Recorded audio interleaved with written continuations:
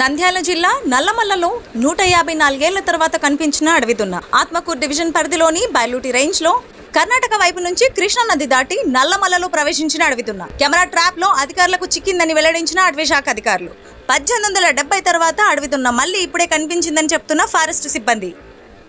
దొవ్వగా వస్తుందిరా.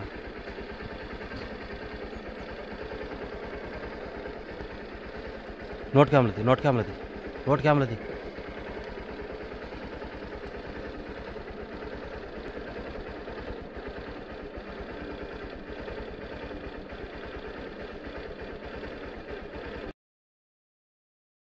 దొవ్వగా వస్తుందిరా.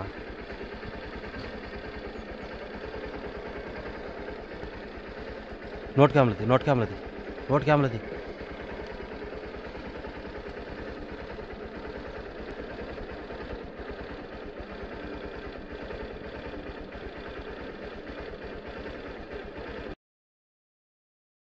దొవ్వగా వస్తుందిరా.